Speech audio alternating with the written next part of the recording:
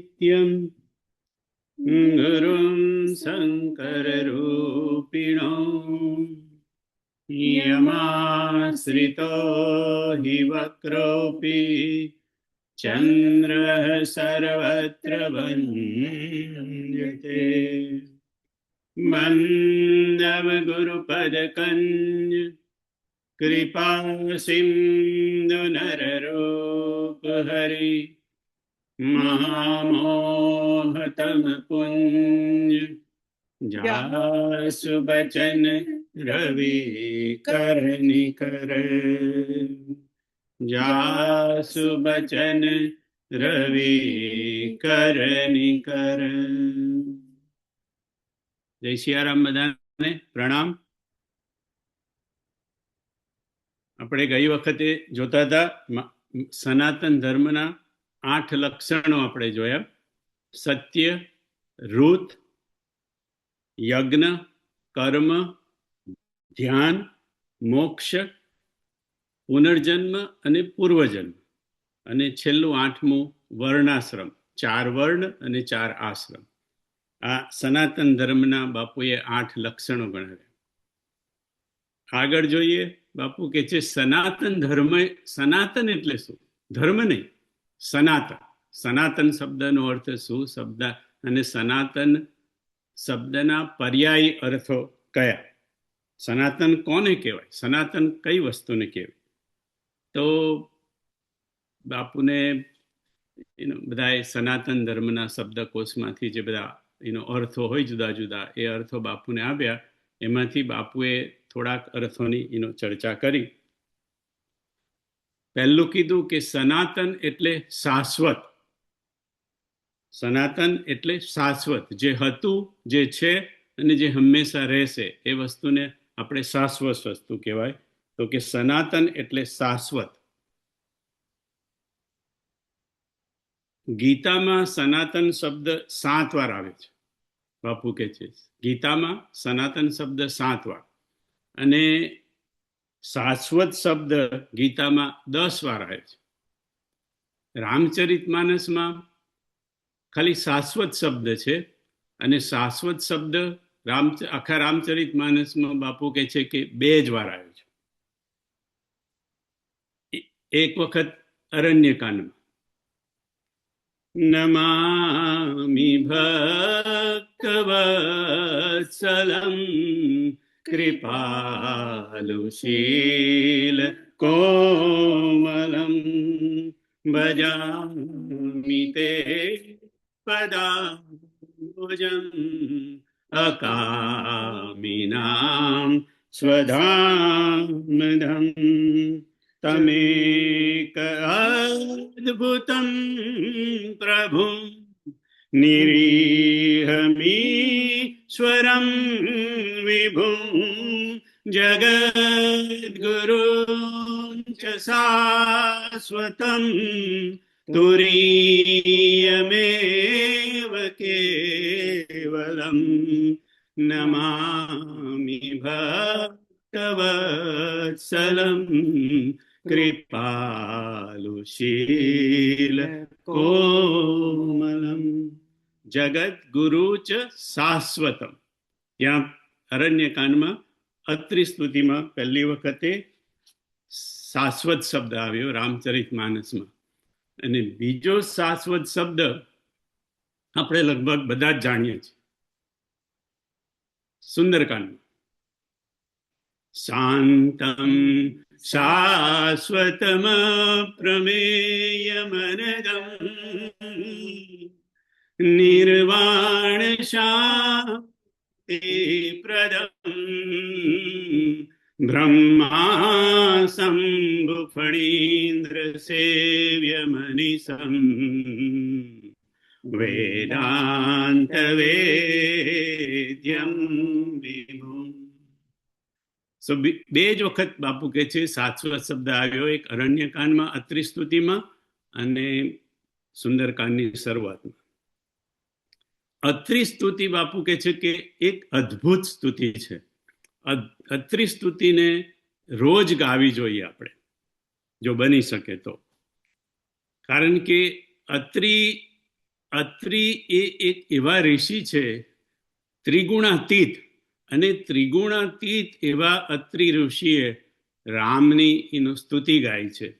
પહેલી જ લીટીમાં શું ગાયું એમને? નમામિ ભક્તવત્સલમ કૃપાલુશીલ કોમલમ. નમામિ ભક્તવત્સલમ કૃપાલુશીલ કોમલમ.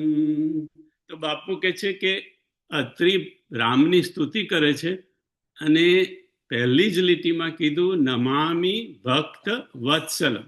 હે ભક્ત વત્સલ રામ, હું તમને પ્રણામ કરું છું, હું તમને નમું છું, તમને પ્રણામ કરું છું. તો બાપુ પૂછે છે, અને આ તો બાપુ પૂછે તો જ નરેશભાઈ આપણને ખબર પડે કે અહીંયા જે ભક્ત વત્સલને કીધું છે એ કયા ભક્તની વાત કરે છે. કારણ કે ભક્ત તો 4 પ્રકારના છે, આપણે બધા જાણીએ છીએ. રામ ભગત જગ 4 પ્રકારા, સુકૃતિ 4 હું અનગ ઉદારા. ચહું ચતુર કહું નામ આધાર, જ્ઞાની પ્રભુ હિ વિશેષી પિયારા.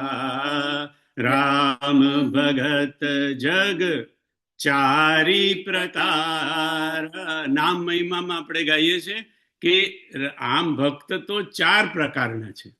તો અહીંયા જ બાપુ કહે છે કે અત્રિ જે સ્તુતિ કરે છે તેમાં ભગવાનને કીધું કે તમે ભક્ત વત્સલ છો. તો કયા ભક્તના તમે વત્સલ, એટલે તમને તો બધા જ પ્રિય છે. સબ મમ પ્રિય સબ મમ ઉપજાય, સબ તે અધિક મનુજ મોહી ભાઈ. રામને તો બધા જ પ્રિય છે, પણ અહીંયા અત્રિ સ્તુતિમાં કયા ભક્તની વાત થાય છે જે ભગવાનને ખૂબ પ્રિય છે. અને ભક્ત 4 પ્રકારના બાપુ કે આર્ત ભક્ત, અર્થાથી ભક્ત, જિજ્ઞાસુ ભક્ત અને જ્ઞાની ભક્ત. અહીંયા નામ મહિમામાં પણ કહ્યું કે ચહુ ચતુર કહું નામ આધારા, જ્ઞાની પ્રભુ હિ વિશેષી પ્યાર. કે ભગવાનને વિશેષ પ્યારો કોણ છે? પ્રેમ તો બધાને કરે, પણ જ્ઞાની ભક્ત. ગીતાએ પણ વાત કરી કે મને જ્ઞાની ભક્ત એનો વધારે ગમે. તો અહીંયા એ અત્રિ એ જ્ઞાની ભક્તની જ વાત કરે છે કે બીજા કોઈ ભક્તની વાત કરે છે? 4 પ્રકારમાંથી આર્થ, અર્થાથી, જિજ્ઞાસુ અને જ્ઞાની. આર્થ એટલે દુઃખી ભક્ત. કંઈક દુઃખ છે, ભગવાનને પોકારે છે, ભગવાન તમે મારા દુઃખ દૂર કરો. આપણે મંદિરમાં જઈને બાપુ કે જેમ ભગવાનને કહીએ, ભગવાન મારું આટલું કરી દેજો, મારું આટલું કરી દેજો. એ બધા આર્ત ભક્તો એટલે દુઃખી ભક્ત. એનું એ સારો પ્રકાર છે ભક્તનો. એટલીસ્ટ ભગવાન પાસે જઈએ આપણે. અર્થાથી એટલે કે જેને કશું પ્રાપ્ત કરવું છે, કંઈક અર્થ પ્રાપ્ત કરવો છે, કોઈ પણ પ્રકારનો અર્થ, પૈસાનો અર્થ અથવા તો બીજા કઈક વસ્તુનો, એને કંઈક પ્રાપ્ત કરવું તે છે ને અર્થાથી ભક્ત કહેવાય. જિજ્ઞાસુ ભક્ત એને કહેવાય જેને કંઈક જાણવું છે. અને જ્ઞાની ભક્ત જેને જ્ઞાન પ્રાપ્ત કરવું છે, પ્રજ્ઞા પ્રાપ્ત કરવી છે.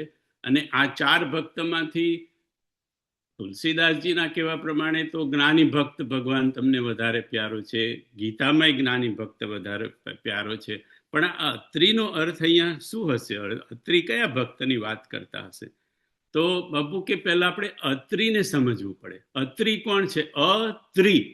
ત્રી એટલે 3 વસ્તુ જેનામાં નથી તે, અથવા તો 3 વસ્તુથી જે પર છે તે, એને અત્રિ કહેવાય. અને એ 3 વસ્તુ કઈ કે જે 3 ગુણોથી પર છે, સત્વ, રજ અને તમ.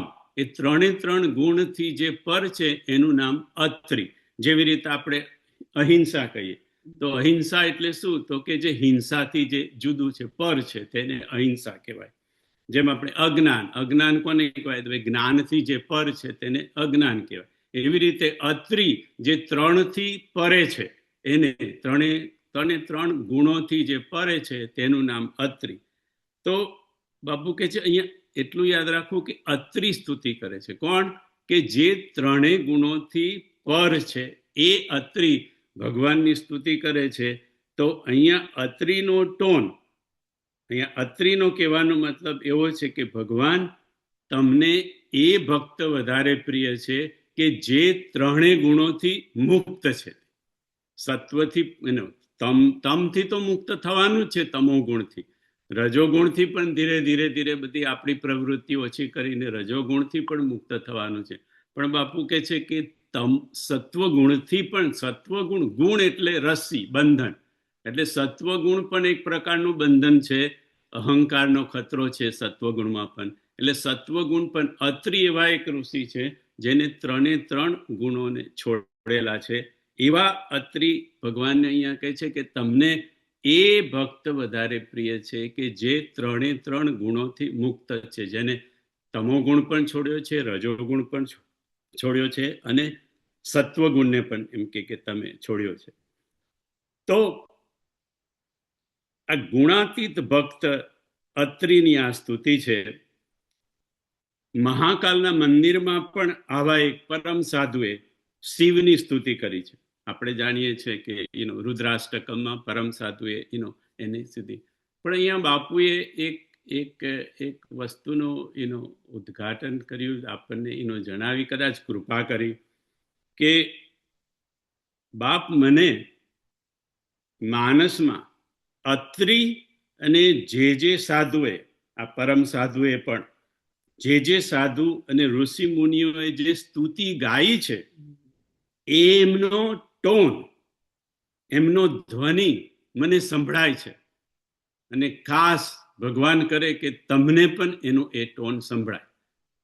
હવે બાપુએ તો ત્યાં વાત પૂરી કરી દીધી કે મને અત્રિ, બાપુની કેવી રીતે ખબર પડી કે અત્રિ આ ત્રિગુણાતીત ભક્તની વાત કરે છે? તો કે અત્રિ જે ટોનમાં કહેતા હશે એ ટોન, એ ધ્વનિ મને સંભળાય છે. અને અત્રિનો એકલો નહીં, માનસમાં જેટલી સ્તુતિઓ ઋષિ મુનિએ ગાઈ છે, પરમ સાધુએ મહાકાલના મંદિરમાં ગાઈ, એનો પણ એ ટોન મને સંભળાય છે. કાશ તમને બધાને એ સંભળાય. નરેશભાઈ બાપુએ તો ત્યાં વાત પતાવી દીધી દિલ્હીમાં. પછી હું વિચાર કરતો હતો કે એ આપણે શું કરીએ અને આ માણસ દિલ્હીમાં ચર્ચા નથી કરી બાપુએ, પણ આપણે એવું શું કરીએ તો આપણને પણ એ ટોન સંભળાય, એ ધ્વનિ સંભળાય. કારણ કે બાપુ બોલ્યા તો છે જ કે કાશ તમને બધાને એ સંભળાય. તો એમની બીજી બધી કથાઓમાં જ્યારે આ પ્રકારની વાત આવી હતી બાપુએ, તો નરેશભાઈ તમને યાદ હોય તો કૈલાસની કથામાં કીધેલું કે અહીંયા શિવજી જે કથા કહી રહ્યા છે એ શિવજીની શૈલીના ભણકારા મને વાગે છે, એવું બાપુએ કથામાં ત્યાં કીધું હતું. એટલે એ ભણકારાઓની જ્યાં જ્યાં વાત કરી એમાંથી બધું તારવીને હું તમને મારા વિચાર રજૂ કરી રહ્યો છું કે આ કેવી રીતે ખબર પડે આપણને, આપણે શું કરીએ તો આપણને આ બધું ખબર પડે. સુંદરકાંડમાં સીતાજીએ પણ વાત કરી છે. કહે હું तात અસ મોર પ્રણામ, સબ પ્રકાર પ્રભુ પૂરન કામ. જ્યારે સીતા માતાએ હનુમાનજીને સંદેશો આપ્યો નરેશભાઈ, ત્યારે બાપુએ કહીને બતાવ્યું કે એમ પગે લાગીને એમ કે સીતા માતાએ કીધું કહે હું तात અસ, એટલે આવી રીતે મોર પ્રણામ, સબ પ્રકાર પ્રભુ પૂરન કામ. પણ આપણે બધા જ સુંદરકાંડને જાણીએ છીએ કે જ્યારે હનુમાનજી જઈને રામને સંદેશો આપે છે ત્યારે અસ પ્રણામ, આવી રીતના મારા પ્રણામ કહેજો, એ તો હનુમાનજી કહેતા નથી. બરાબર, આપણે બધા જાણીએ ભગવાનજી કીધું કે આવી રીતે જાનકી આવી રીતે રહે છે ને આવી રીતે કરે છે ને તમને પ્રણામ કીધા છે. પણ અસ પ્રણામ, જેવી રીતે જાનકીએ સંદેશો આપ્યો તો એ તો સંદેશો હનુમાનજી આપતા નથી. તો કે ચૂકી ગયા? તો કે નહીં, ચૂકી નહીં ગયા. જે રીતે સંદેશો જાનકીએ મોકલાયો હતો અને જે રીતે હનુમાનજીએ આપ્યો, એમાં રામજીને ખબર પડી ગઈ કે કેવી રીતે પ્રણામ કર્યા હશે. એક દાખલો આપું. આ લગભગ નરેશભાઈના જમાનાની વાત છે. નરેશભાઈનો જમાનો એટલે કહું છું કે એ વખતે જે બધા શરૂઆતમાં ઇન્ડિયાથી આવ્યા હતા ત્યારે બહુ ઓછા લોકો હતા અને આપણાથી બહુ ઇન્ડિયા જવાતું પણ નહોતું ત્યારે. તો ઘણા લોકો તો 5-5, 10-10 વર્ષ પછી જતા. હવે તો આપણે ભાસ્કર જેવા તો વર્ષમાં 2 વાર આંટા મારી આવે. એટલે હવે તો બધું એકદમ ઈઝી થઈ ગયું. પણ એ જમાનાની વાત છે. તો એક મિત્ર અમેરિકાથી એ ઇન્ડિયા ગયા અને ત્યાં એનો મિત્ર એટલે આ મિત્ર જે અમેરિકામાં છે એના ફેમિલીને મળવા પણ ગયો. કે ચાલ ભાઈ રી આવ, મારા મિત્રથી તો હમણાં અવાય નહીં, તો મળી આવું. એટલે માને મળ્યો, બાપને મળ્યો, પત્ની પણ તે વખતે ત્યાં હતી. એટલે પેલા ભાઈની જે અમેરિકામાં છે એમની, એને પણ મળ્યા. અને પછી આવીને એ કહે છે કે તને તું જઈ આવ્યો? તો કે હા જઈ આવ્યો. એમ કે શું કીધું? તો એમ કે પત્નીએ આ કીધું, માએ આમ કીધું. એટલે પેલા ભાઈ આંખ મીચીને સાંભળતા હતા મિત્ર. અને પછી એને કીધું કે હું તને વાત કહું. તો કે કેમ? તો કે મારી માએ તને આવી રીતે કીધું હશે અને મારી પત્નીએ તને આવી રીતે કીધું હશે. તો કે હા. એમ કે તને કેવી રીતે ખબર પડી ગઈ? એમ કે તું તો અહીંયા હતો. તો મિત્ર તો હસ્યો, એને કંઈ કીધું નહીં, પણ એ ખબર કેવી રીતે પડે આપણને કે ભાઈ આને આવી રીતે જ કીધું હશે, આને આવી રીતે? એના માટે જરૂરી છે આત્મીયતા. એક વખતે તમારે કોઈ વ્યક્તિ સાથે આત્મીયતા થઈ જાય, અને આત્મીયતા એટલે શું? આત્માથી આત્માનો સંબંધ, એને આત્મીયતા કહેવાય. એ આત્માથી આત્માનો સંબંધ થઈ જાય પછી તમને કહેવું ન પડે, તમને ખબર જ પડી જાય કે આને આવી રીતે કીધું હશે અને આને માએ આવી રીતે કીધું હશે, પત્નીએ આવી રીતે. કારણ કે આત્મીય થઈ ગઈ. બીજો એક આત્મીયતાનો દાખલો આપું કે આપણે બધા જ આ વાર્તા જાણીએ છીએ કે એકલવ્ય ગયો દ્રોણાચાર્ય પાસે કે તમે મને વિદ્યા શીખવાડો. તો કે હું બધાને વિદ્યા શીખવાડતો નથી. અને કરીને એકલવ્યએ ના પાડી. બરાબર. હવે એકલવ્યએ પછી શું કર્યું? આ બધા જ તોડી જાણો છો કે મૂર્તિ બનાવી દ્રોણાચાર્યની, અને મૂર્તિ બનાવી અને એ ધનુષ વિદ્યા શીખ્યો. અને એવી શીખ્યો કે અર્જુન કરતા પણ સારી ધનુષ વિદ્યા શીખ્યો. જ્યારે દ્રોણાચાર્યને ખબર પડી અને જોયું કે દ્રોણાચાર્ય જ્યારે એનું પેલું કૂતરાનું મોઢું, આપણે આખી કથામાં નથી જવું, પણ એને વિધિ નાખ્યું અને મોઢું, અને વિધિ નાખ્યું એટલે કેવી રીતે? મોઢામાં નરેશભાઈ બાનો લાગ્યા છે, પણ એને બાન એક પણ વાગ્યું નથી, છતાંય મોઢાથી બાનથી મોઢું ભરાઈ ગયું છે, પણ લોહી નથી નીકળ્યું. એટલી બધી વિદ્યા એકલવ્યની.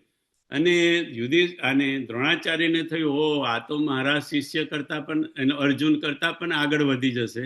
એટલે પછી આ બધા જાણે છે કે અંગૂઠો એનો માગ્યો, અને અંગૂઠો માગ્યો. હવે આપણને વિચાર થાય કે આ તો હળાહળ જુઠ્ઠું છે કે ભાઈ તમે હજી કઈ ગુરુ તરીકે વિદ્યા તો શીખવાડી જ નથી, તો તમારે અંગૂઠો માગવાનો અધિકાર ક્યાંથી હોય? અને એકલવ્યને પણ જાણવું જોઈએ કે ભાઈ એમને ગુરુ તરીકે તો મને રિજેક્ટ કરેલો છે, શિષ્ય તરીકે, તો પછી એને અંગૂઠો આપવાની જરૂર પણ નથી. પણ છતાંય દ્રોણે માગ્યો અને એકલવ્યએ આપ્યો. કેમ? કારણ કે એકલવ્યને દ્રોણાચાર્ય સાથે આત્મીય સંબંધ બંધાયો હતો નરેશભાઈ, આત્માથી આત્માનો. અને દ્રોણાચાર્યની આત્મા એકલવ્યને શીખવાડતી હતી. નહીં તો તમે વિચાર કરો, એકલવ્યને ધનુષ્ય વિદ્યા આવી કેવી રીતે? આપણે કોઈની મૂર્તિ બનાવીને આપણે શીખવા માંડીએ તો કઈ આપણને આવવાનું છે? નહીં. એ ખાલી મૂર્તિ બનાવી નથી, મૂર્તિ તો એક એનું એ હતું, બાહ્ય સ્વરૂપ હતું. એને દ્રોણાચાર્ય સાથે આત્મીયતા બાંધી હતી, આત્માથી આત્માની. દ્રોણાચાર્યને ખબર છે અને એકલવ્યને પણ ખબર છે એટલે દ્રોણાચાર્યને માગવામાં પણ શરમ ના આવી અને એકલવ્યને આપવામાં પણ કોઈ તકલીફ ના પડી. આત્માથી આત્માનો સંબંધ એ આત્મીયતા આવે તો સામેની વ્યક્તિ શું કરે છે, કેવી રીતે કહે છે, શું કહે છે, કયા ટોનમાં બોલે છે, એ બધી આપણને ખબર પડે. આપણે આખી જિંદગી સાથે રહીએ પણ ઘરમાં જ આત્મીયતા બંધાતી નથી. એટલે આપણા માટે તો બડી દૂર નગરી, બહુ દૂર નગરી છે. છતાંય એટલીસ્ટ આપણને આનંદ થાય જાણીને કે ભાઈ આ બધું કેવી રીતે ખબર પડે, તો કે આત્મીયતા. બાપુએ માનસ સાથે, માનસના ઋષિ મુનિઓ સાથે, એમની સ્તુતિ સાથે, બધા સાથે આત્મીયતા બાંધી હોય તો ખબર પડે કે અત્રી કયા ટોનમાં બોલ્યા અને પરમ સાધુ મહાકાલના મંદિરમાં કેવી રીતે બોલ્યા. આપણે જો કંઈક પ્રયત્ન કરવો હોય, ભલે આપણે માટે દૂર નગરી, પણ જો પ્રયત્ન કરવો હોય તો જેટલો માનસનો કે આપણો જે શાસ્ત્ર હોય, ગીતાનો, ભાગવતનો, માનસનો જેટલો વધારે પાઠ કરીએ વધારે આત્મીયતા બંધાય. જેટલી કથા વધારે સાંભળીએ કથા સાથે આત્મીયતા થાય. સત્સંગ વધારે કરીએ સત્સંગ સાથે આત્મીયતા થાય. ઈષ્ટને વધારે પ્રેમ કરીએ ઈષ્ટની કૃપા થાય, કાં તો સદગુરુની કૃપા થાય, કાં તો આપણા બુદ્ધ પુરુષની કૃપા થાય. તો ધીરે ધીરે ધીરે ધીરે આપણને આ બધું સમજાય. અને આ બધામાંથી કશું ના થાય તો છેલ્લે કીધું છે, લાખ દુઃખો કી એક દવા.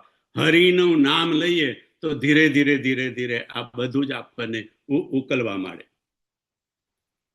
સનાતનનો એક અર્થ બાપુએ કર્યો, આપણે જોયું શાશ્વત. સનાતનનો બીજો અર્થ એ અવિનાશી, જેનો ક્યારેય નાશ ન થાય. રામકૃષ્ણ શિવ સનાતન છે કારણ કે અવિનાશી છે. સનાતનનો બીજો એક અર્થ છે દિવ્ય. દિવ્ય એટલે દૈવ્ય નહીં બાપુ કે, દિવ્ય અને દૈવ્યમાં ફેર છે. કે દિવ્ય એટલે દિવ્ય વસ્તુ અને દૈવ્ય એટલે દૈવી વસ્તુ. દેવતાઓ તો બાપુ કે સ્વાર્થી છે. દિવ્ય એ છે કે જે રોજ નવું છે, નૂતન છે. દિવ્ય એ છે જે અમલ છે, જેનામાં કોઈ પ્રકારનો વિકાર નથી. અને દિવ્ય એ છે જે સુંદર છે. કેવી રીતે? દિવ્ય બસન ભૂષણ પહેરાય, જે નિત નૂતનમ અમલ સુહાય. દિવ્ય બસન ભૂષણ પહેરાય, જે નિત નૂતનમ અમલ સુહાય. અનસુયા ગીતામાં આપણે બધા જાણીએ, અરણ્યકાંડમાં જાનકી અને અનસુયા માતાનો સંવાદ થાય છે. અને એ વખતે અનસુયા ગીતા આ પ્રસંગને બાપુ કહે છે કે અનસુયા માતાએ સીતા માતાને જે સંદેશો આપ્યો, તેમાં એ વખતે અનસુયા માતાએ સીતા માતાને આ દિવ્ય વસ્ત્ર અને આભૂષણ પહેરાવે. અને એનું પ્રમાણ છે કે સીતા માતા આટલો બધો વખત અશોક વાટિકામાં રહ્યા, પણ એમના કપડા અને એમનો જે ભૂષણ હતા એ એમને સીતા માતાએ, કારણ કે ત્યાં કઈ થોડા આભૂષણ પહેરવા માટે જવાના હતા. ઇવન કપડા બદલવાનું પણ રાવણ આપે એ પહેરવાનું હતું. પણ એ જે સીતા માતાને કબૂલ નહોતું રાવણના કપડા પહેરવાનું.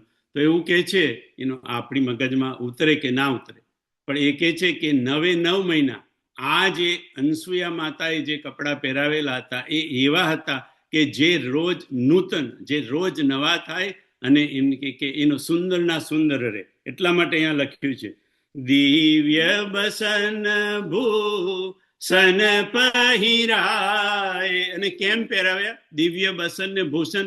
મેં હમણાં જ કીધું કે અત્રી એક વિશિષ્ટ મુનિ હતા અને અનસુયા એમના પત્ની છે. એટલે એટલા જ લેવલના અનસુયા માતા છે.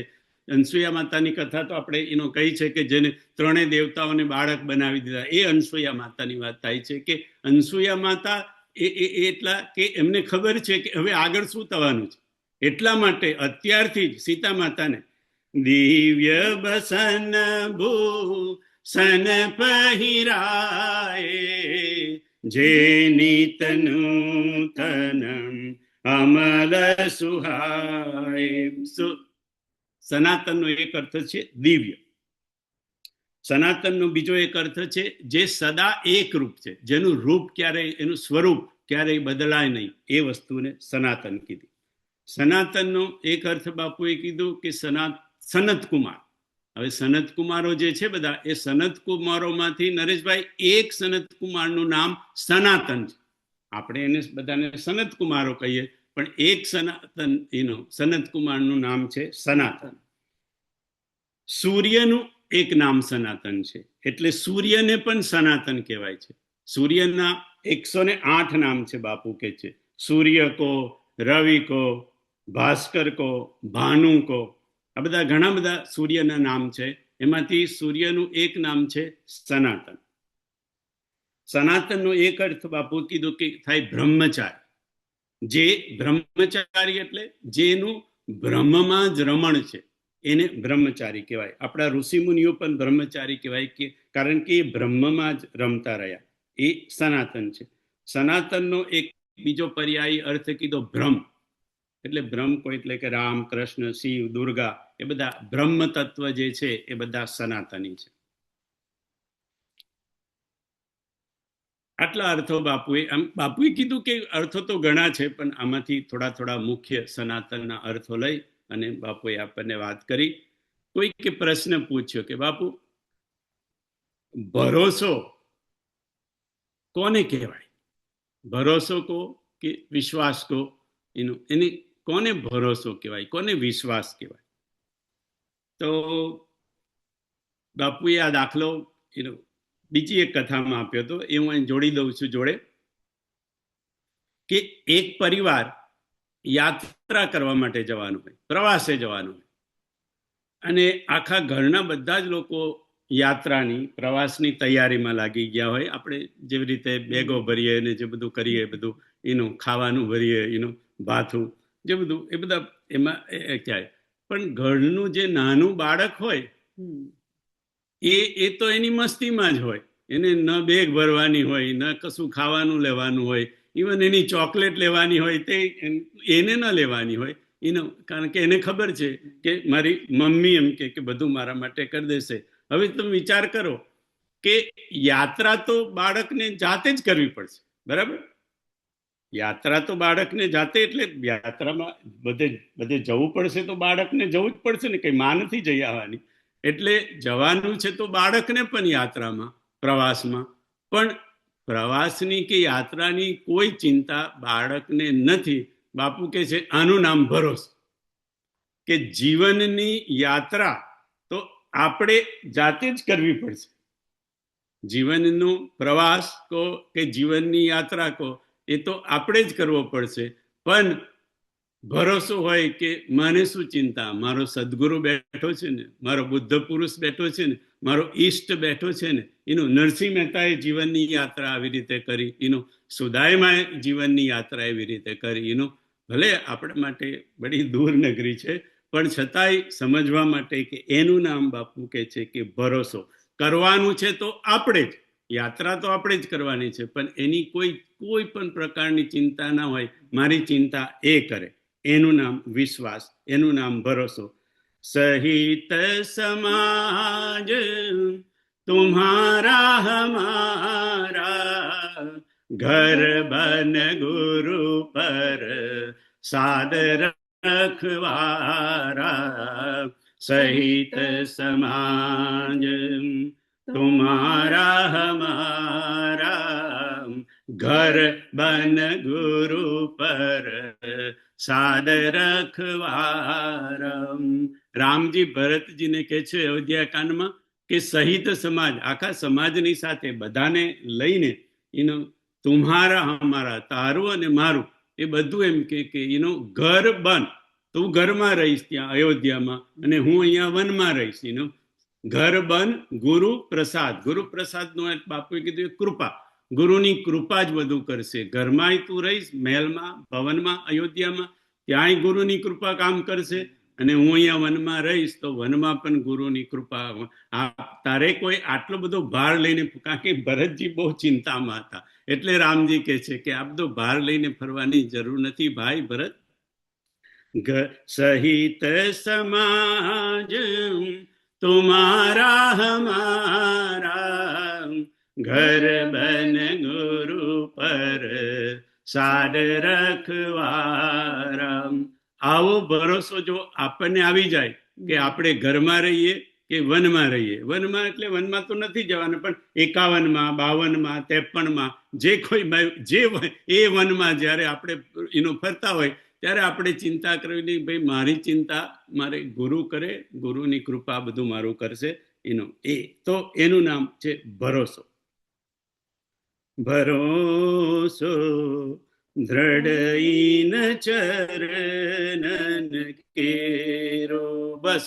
અને એ પણ ભરોસો પણ એક જ ચરણ, એટલે એક ચરણ એકના જ ચરણ, એવું જયારે આપણને થઈ જાય ત્યારે એનો ભરોસો કહેવાય.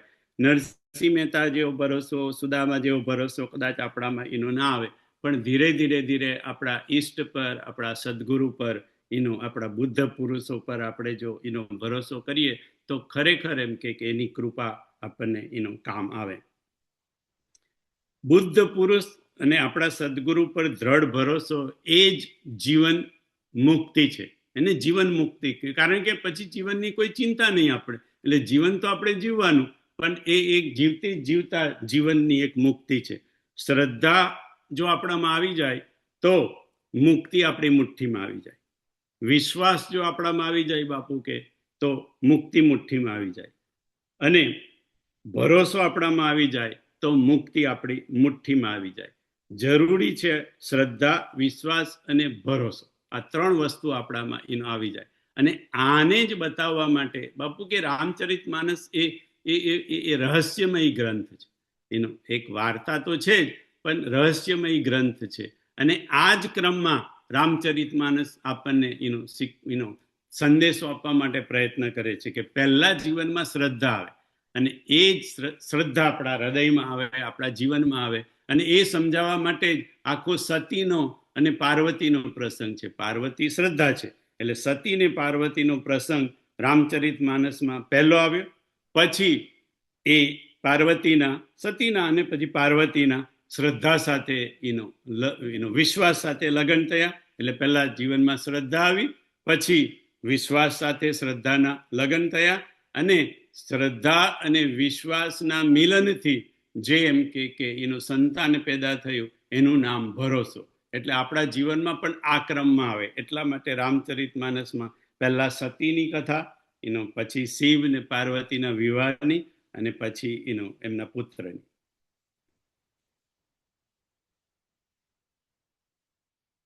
ભરતજી પણ કહે છે, જદપી જન્મ કુમાતુ તે મેં સઠ સદા સદોષ, આપન જાનિન ત્યાગહી મોહી રઘુવીર ભરોસ. ભરતજી એવું કહે છે કે મને વિશ્વાસ છે કે મને પોતાનો જાણી અને રામજી મારો ક્યારેય ત્યાગ નહીં કરે. વિનુ હરિ કૃપા મિલહી નહીં સંતા, અબ મોહી ભા ભરોસ હનુમંતા. બિનુ હરિ કૃપા મિલહી નહીં સંતા, અબ મોહી ભા ભરોસ. હવે મને ભરોસો થઈ ગયો કે હરિની કૃપા વગર, વિભીષણજી કહે છે કે મને સંત, તમારા જેવા સંતનો ભેટો ન થાય. ભરતજી માટે રઘુવીર એટલે રામજી, મીરા માટે ગિરધર ગોપાલ કૃષ્ણ, મેરે તો ગિરધર ગોપાલ દૂસરો ન કોઈ. હનુમાનજી માટે પણ એક રામજી, સો અનન્ય જાકે અસી મતિ ન ટરઈ હનુમંત, મેં સેવક સચરાચર રૂપ સ્વામી ભગવંત. હનુમાનજીમાં આ અનન્યતા છે. ભરોસો દ્રઢ ઇન ચરણન કેરો, એકના ચરણોમાં ભરોસો. ભરોસા માટે નરેશભાઈ જરૂરી છે અનન્યતા. અનન્યતા જેવી રીતે મીરાની અનન્યતા, મેરે તો ગિરધર ગોપાલ, એ જેવી રીતે ભરોસો દ્રઢ ઇન ચરણન કેરો, અને જેવી રીતે ભરતજીને રામનો અને હનુમાનજીને પણ રામનો, અને કેવી રીતે અનન્ય થઈને સો અનન્ય જાકે અસી. રામજી અને હનુમાનજીનું જ્યારે મિલાપ થાય છે કિષ્કિંધા કાંડમાં, એ વખતે રામજી હનુમાનજીને આ ચોપાઈ કે છે કે એ હનુમાન અનન્ય કોણ કહેવાય? તો કે છે કે અનન્ય એટલે જે ક્યારે એનાથી જુદો ન પડે, જે એનાથી જુદો નથી, દૂર નથી, એ અનન્ય. સો અનન્ય જાકે અસી મતિ ન ટરઈ હનુમંત, મેં સેવક સચરાચર રૂપ સ્વામી ભગવંત. હવે હજી તો રામજી અને હનુમાનજી પહેલી જ વાર મળ્યા છે. આ પહેલો ભેટો છે કિષ્કિંધા કાંડમાં, અને રામજીએ આ સંદેશો આપી દીધો હનુમાનજીને કે હે હનુમાન, અનન્ય એ કહેવાય કે જેને એવું લાગે કે હું સેવક છું અને આખું જગત. સો અનન્ય જાકે અસી મતિ ન ટરઈ હનુમંત, મેં સેવક સચરાચર રૂપ સ્વામી ભગવંત. આ આખું જગત એ મારા સ્વામી, મારા સ્વામીનું રૂપ છે. બસ તું આટલું યાદ રાખજે. હવે આપણે આ તો સાંભળ્યું છે કેટલી વાર, પણ આપણે નરેશભાઈ યાદ નથી રહેતું, અને હનુમાનજીએ કાયમ યાદ રાખ્યું. જો હનુમાનજી પછી સુંદરકાંડમાં ઘણા લોકોને પ્રશ્ન થાય છે, બાપુ કે છે કે ખાય હું ફલ પ્રભુ લાગી ભૂખા, કપિ સુભાવ તે તોરે હું રૂખા. તો હનુમાનજી એ રાવણને પ્રભુ કેમ કીધું? એટલે આ તો એમને કે પાટલી બદલી કહેવાય. રામજી હનુમાનજીના પ્રભુ તો રામ છે, અને રાવણને પ્રભુ કીધું. પણ હનુમાનજીને યાદ છે કે મને કિષ્કિંધામાં મને કીધેલું છે, સો અનન્ય જાકે અસી મતિ ન ટરઈ હનુમંત, મેં સેવક એટલે તું સેવક છું, સચરાચર રૂપ સ્વામી ભગવંત. આખું જે સચરાચર એ છે એ બધું મારા સ્વામીનું રૂપ છે. એટલા માટે હનુમાનજીએ રાવણને પણ પ્રભુ કીધું. આગળ જઈએ આપણે તો ભગવાન લંકાકાંડમાં આરામ થોડો આરામ કરે છે, સૂતા છે. સુગ્રીવના ખોળામાં માથું નાખી અને ચંદ્રમામાં ડાઘ જોયો, અને બધાને પૂછ્યું કે આ ચંદ્રમામાં ડાઘ છે તે બધું શું છે? તો બધાએ પોતપોતાની રીતે કીધું. મારે આખા પ્રસંગમાં નથી જવું, પણ હનુમાનજીએ શું કીધું? કહ હનુમંત સુન હું પ્રભુ, શશી તુમાર પ્રિયદા, તવ મૂર્તિ વિધુ ઉર બસતી, સોઈ શ્યામ તાભાસ. આ ચંદ્ર છે ને ભગવાન, એ તમારો દાસ છે, અને એને તમારી મૂર્તિ એના હૃદયમાં ધારણ કરી છે, ચંદ્રમાએ પોતાના હૃદયમાં. અને એ તમે થોડા શ્યામ છો ને, એટલે એ ચંદ્રનો ડાઘ છે ને એ બીજો કઈ નથી, પણ એ તમે જ છો એ ડાઘ. એટલે એમને ચંદ્રમામાં પણ, બાકી તો બાલકાંડમાં તો આવ્યું, ચંદ્રમામાં ભગવાન પોતે કીધું કે ચંદ્રમામાં તારામાં કેટલા અવગુણ છે. સીતા માતાના રૂપ મુખનું વર્ણન કરતા કરતા કેટલાય ચંદ્રમાના અવગુણ રામ ભગવાન પોતે ગણાવેલા છે. અને એ ભગવાન આગળ હનુમાનજી કે છે કે આ ચંદ્રમા તમારો દાસ છે, કારણ કે કીધેલું છે કે સો અનન્ય જાકે અસી મતિ ન ટરઈ હનુમંત, મેં સેવક સચરાચર રૂપ. પછી હનુમાનજીને બધા જ એમ કે એવા જ લાગે છે.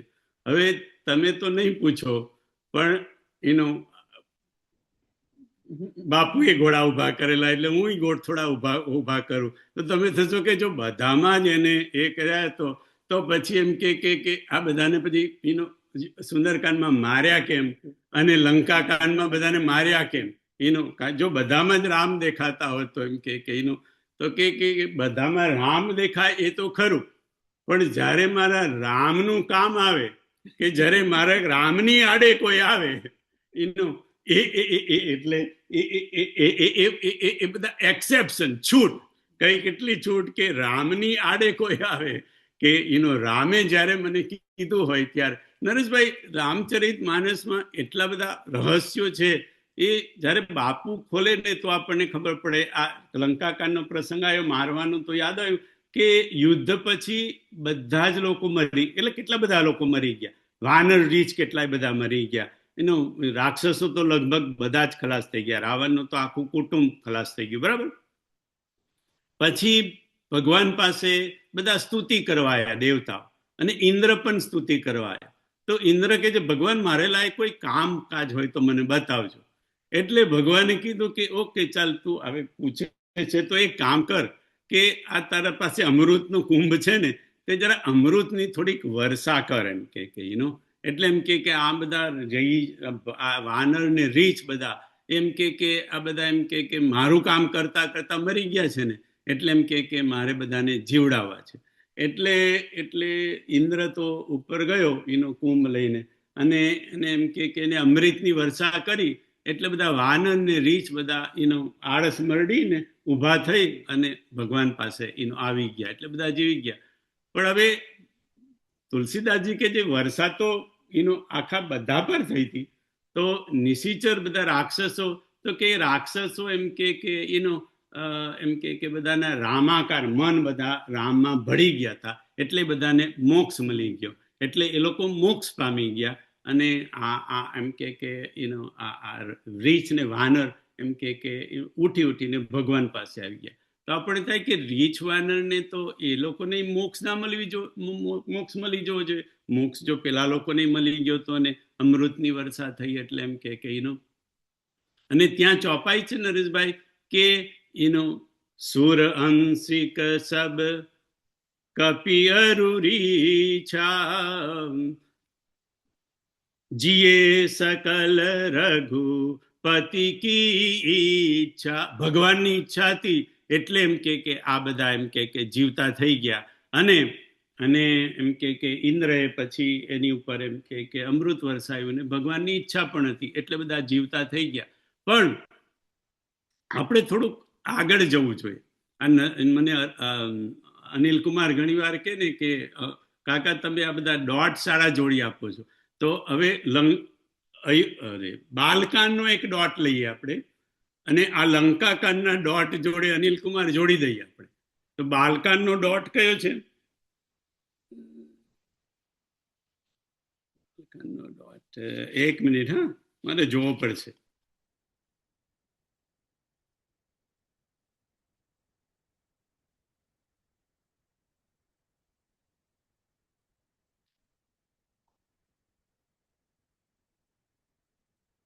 હવે બધું થોડું યાદ રહેશે.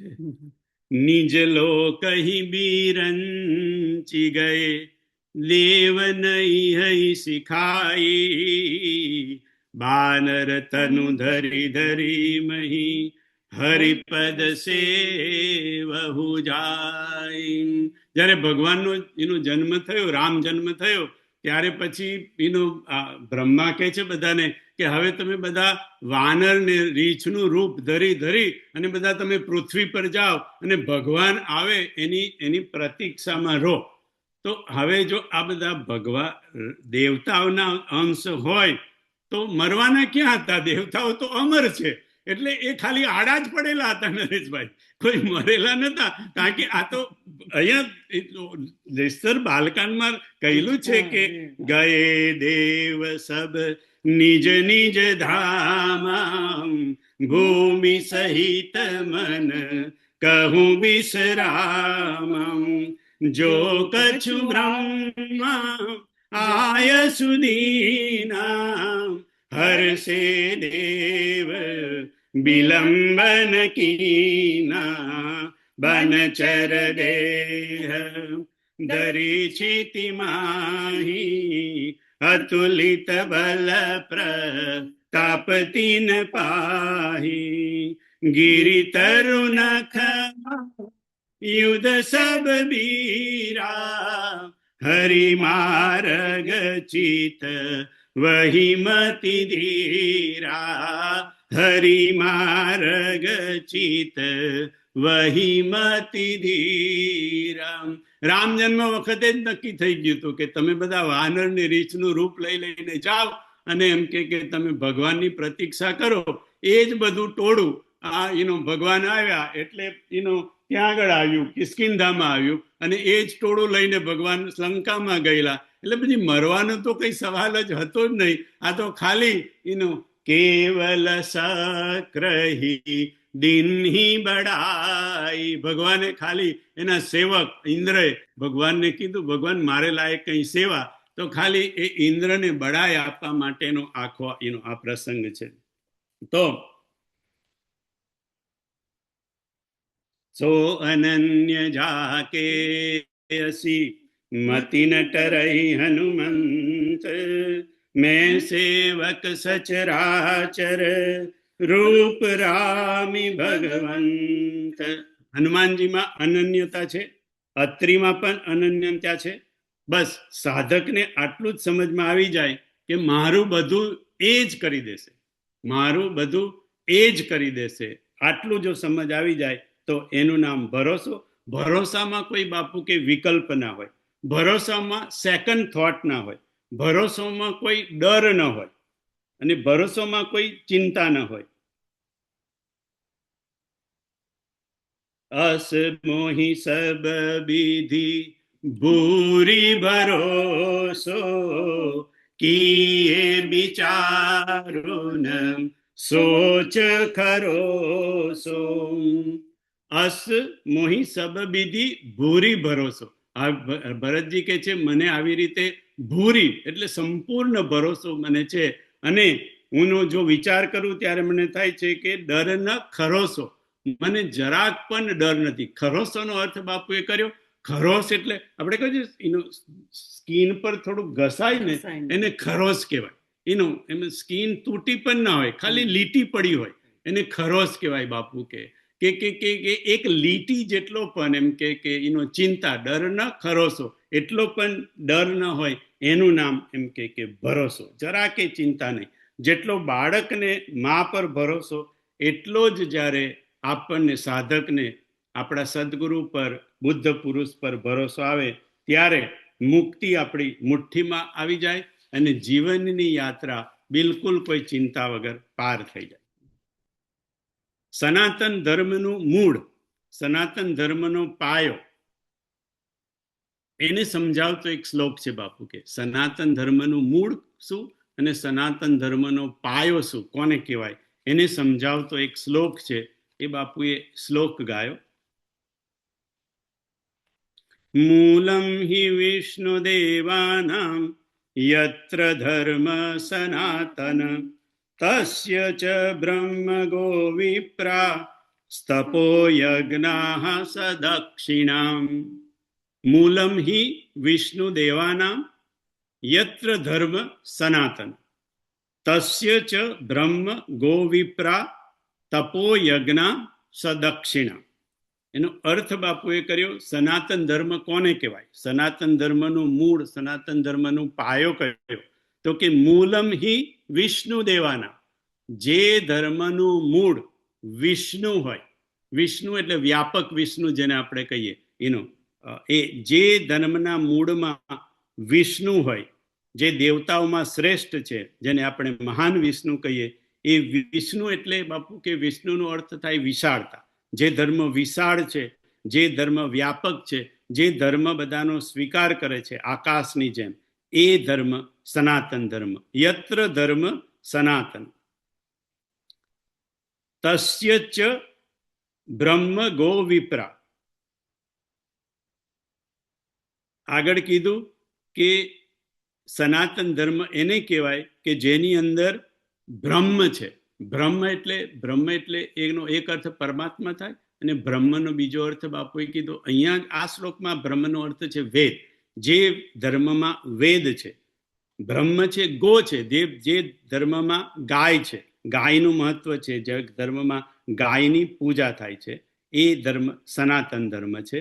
અને વિપ્રા, જે ધર્મમાં બ્રાહ્મણોને શ્રેષ્ઠ ગણાય છે. વિપ્ર એટલે જાતિ નહીં, વિપ્ર એટલે કે જેમાં વિવેકની પ્રધાનતા છે, જેમાં વિશેષ પ્રકારની પ્રજ્ઞા છે, એ વિપ્ર જે ધર્મમાં છે. તે જે ધર્મમાં તપ છે, અને સૌથી મોટું તપ બાપુએ કીધું કે તપ તો બધા ઘણા પ્રકારના છે, પણ સૌથી મોટું તપ સહનશીલતા. કોઈ આપણને 2 વાક્ય કહે તો એને સહન કરી લઈએ, કોઈ આપણું કંઈક દૂરું કરે એ સહન કરી લઈએ, જે બધાને જ સહન કરે એ સનાતન ધર્મ. અને છતાંય આટલું સહન કરતાંય અડીખમ પાછો ઊભો રહે એ સનાતન ધર્મ. યજ્ઞાહ, જે ધર્મમાં યજ્ઞ છે તે સનાતન ધર્મ. યજ્ઞ, હવનમાં બાપુ કે આહુતિ આપવાની હોય, એટલે જે ધર્મમાં આહુતિનું પ્રધાન છે, આહુતિ આપવી, બીજા માટે કંઈક કરવું, બીજાને યજ્ઞ આહુતિમાં આપવાનું હોય, આહુતિ આપવાની હોય બાપુ કે. એટલે જે ધર્મમાં યજ્ઞ છે. અને સદક્ષિણામાં, દક્ષિણા એટલે કે યજ્ઞ તો છે, પણ સાથે સાથે દક્ષિણા પણ અપાય, દાન વૃત્તિ પણ જે ધર્મમાં છે. આ બધા ધર્મ જે લક્ષણો જેમાં છે એને સનાતન ધર્મ કે. યત્ર ધર્મ સનાતન. અને બાપુ કે છે આ જ ધર્મ, એટલે આ પ્રકારનો જ ધર્મ છેલ્લે સુધી આપણી જોડે આવશે. આ જ પ્રકારનો ધર્મ જો આપણે આચરીશું તો એ ધર્મ જ આપણી જોડે આવશે. બીજું કંઈ આપણી જોડે, આપણે બધા જાણીએ છીએ કે ભાઈ બેંક બેલેન્સ કે એનું આપણું સ્ટોક માર્કેટ તો આપણી જોડે આવવાનું નથી. આવશે તો ખાલી ધર્મ, જે કે આપણે સારી વસ્તુ કરી હશે, પુણ્ય કર્યા હશે, પુણ્ય એ પણ ધર્મ છે, એમ કે એ બધું જ આપણી જોશે. સંસારના બધા જ સંબંધો છેલ્લે છૂટી જશે, કેવળ ધર્મ જ આપણી જોડે આવશે. અને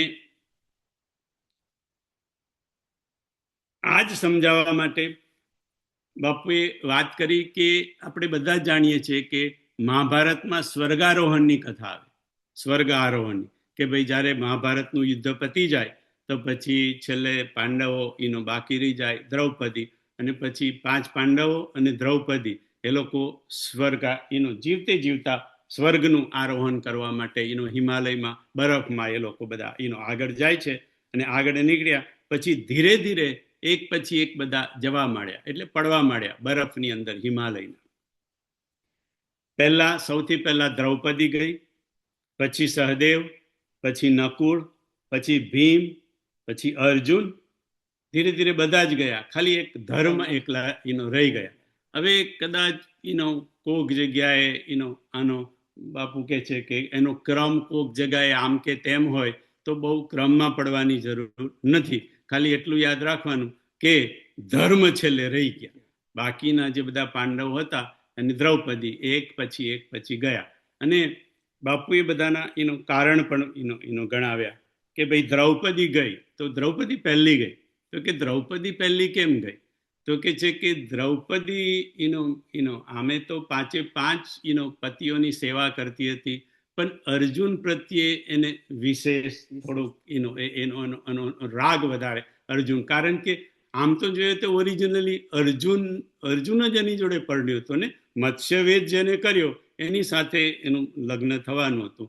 પણ હવે કુંતા માતાએ કીધું કે ભાઈ બધા વહેંચીને ખાજો, અને હવે કુંતા માતાના વચનો રાખવા માટે, પણ છતાંય દ્રૌપદીને એ હંમેશા કે આ અર્જુને મત્સ્યવેદ કરેલો, એટલે અર્જુન પ્રત્યેનો એનો રાગ, એ રાગને લીધે બાપુ કહે છે કે પહેલી દ્રૌપદી ગઈ. બીજું સહદેવ ગયા. સહદેવ કેમ ગયા? સહદેવે તો આમ તેમ કશું કઈ કર્યું નથી. એ તો એમને જ્ઞાન બહુ હતું, પણ પૂછે તો જ એમ કે કહેતા હતા સહદેવ કેમ ગયા?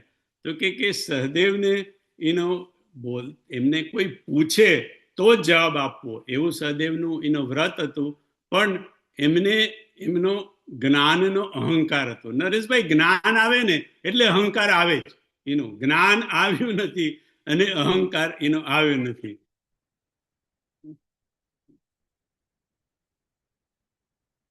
તો સહદેવને પોતાના જ્ઞાન થોડો અહંકાર હતો, એટલા માટે સહદેવ ગયા. પછી આગળ નકુલ ગયા ત્રીજા. નકુલ એમ કે નકુલ કેમ ગયા? નકુલે કશું કંઈ કર્યું નથી આખા મહાભારતમાં. પણ આપણે બધા જાણીએ કે નકુલ થોડા વર્ણાગી હતા, અને વર્ણાગી હતા એટલે થોડી કામના પ્રવેશ કરે. તમારે કામના વગર તમારાથી વર્ણાગ ના થાય. એટલે એમ કે કામનાને લીધે એમનો પહેલો થયો. પછી ભીમ ગયો. ભીમ તો આપણે જાણીએ કે ભીમમાં ક્રોધ ઘણો હતો, ભીમમાં ઈર્ષા પણ ઘણી હતી, અને ભીમમાં નફરત પણ. આ બધું ખાલી કૌરવો માટે જ. ક્રોધ પણ એનો કૌરવ માટે, નફરત પણ, એની ઈર્ષા, બધું જ એનું કૌરવ. પણ આ બધું પણ ભીમમાં હતું. અર્જુન કેમ ગયા? અર્જુન તો કૃષ્ણની વિભૂતિ હતી. તો અર્જુન કેમ ગયા? એમ તો કે અર્જુનને અગેન પોતાની ગાંડીવનું અને પોતાની શસ્ત્ર વિદ્યાનું અભિમાન. નરેશભાઈ, જ્ઞાન કોઈ પણ પ્રકારનું આવ્યું ને એટલે પાછળ અભિમાન. એ તો ગુરુની કૃપા હોય તો જ ટકી રહેવાય. બાકી તો એમ કે એટલે ગાંડીવ અને એના ધનુષના જ્ઞાનને લીધે એમ કે અર્જુન પણ ગયા. ખાલી એક ધર્મરાજ બચી ગયા. હવે આગળની ધર્મરાજની કથા આપણે આવતા ગુરુવારે ચર્ચા કરીશું. બધાને જય સિયારામ, પ્રણામ.